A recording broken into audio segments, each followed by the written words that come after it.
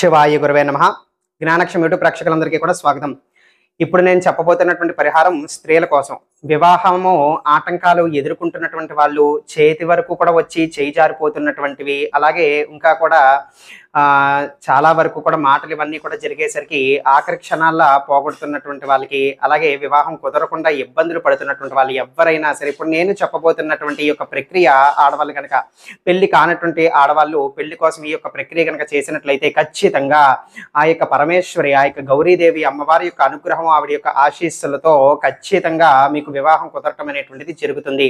మంత్రశాస్త్రం ప్రకారంగా ఇప్పుడు నేను చెప్పబోతున్నటువంటి ఈ యొక్క ప్రక్రియ అనేటువంటిది చెప్పబడి ఉంది. అయితే ఆ యొక్క మంత్రం అనేటువంటిది తెలియజేసి ఏ విధంగా చేసుకోవాలి అనేది తెలియపరుస్తాను. మంత్రం చెప్తున్నాను, వినండి. హే గౌరీ శంకరార్ధాంగి యథాత్వం శంకర ప్రియా తథా మాం కురు కళ్యాణి కాంత కాంతాం సుదుర్లభాం. మళ్ళీ చెప్తున్నాను. హే గౌరీ శంకరార్ధాంగి యథాత్వం శంకర ప్రియా తథా మాం కురు కళ్యాణి కాంత కాంతాం సుదుర్లభాం. ఇది ఆ యొక్క మంత్రము. విన్నారు కదా. ఇప్పుడు ఈ యొక్క మంత్ర ప్రక్రియని మొట్టమొదటిగా శుక్రవారం నాడు చక్కగా తలస్నానం చేసి మీ యొక్క పూజా మందిరంలోకి వెళ్ళి ఏదైనా కూడా ఆసనం వేసుకుని కూర్చొని దీపారాధన చక్కగా చేసి ఆ యొక్క పార్వతీదేవి అంటే ఆ యొక్క అమ్మవారికి చక్కగా నమస్కారం చేసుకుని మీకు తోచినటువంటి ఏమన్నా శ్లోకాలు మంత్రాలు ఏం వస్తే అవి కాస్త పుష్పం సమర్పించి కాస్త అగరబత్తులు వెలిగించి ఏదైనా కూడా నైవేద్యంగా పెట్టి అమ్మవారికి ఆరతిచ్చుకుని నమస్కారం చేసుకోండి. అంటే ఆ విధంగా అమ్మవారికి అంటూ పూజ జరిపించి అప్పుడు చక్కగా కూర్చొని ఈ యొక్క మంత్ర జపం అనేటువంటిది ప్రారంభించండి. ఎన్నిసార్లు చేయాలి? 540 సార్లు చేయాలి ఈ యొక్క మంత్ర జపాన్ని.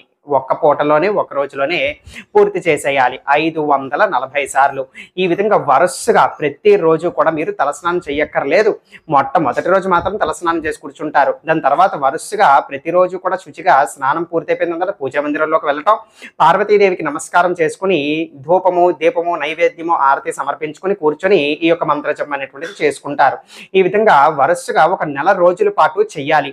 ఈ యొక్క నెల రోజుల్లో మీకు ఆటంకం కనుక సంభవించినట్లయితే 4 రోజులు వదిలేసి దాని తర్వాత నుంచి కూడా మళ్ళీ ఎన్ని రోజుల వరకు మీరు ఆపారో ఆ యొక్క సంఖ్య అనేటువంటిది కొనసాగించవచ్చు.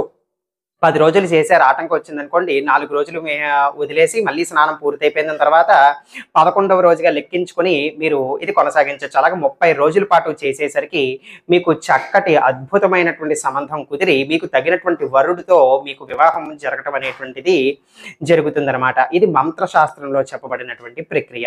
అందరూ కూడా దీన్ని ఆచరించి ఫలితాలు పొందుతారు అని చెప్పి ఆశిస్తున్నాము. సర్వే జనా సుఖినో భవంతు. శివార్పణమస్తు.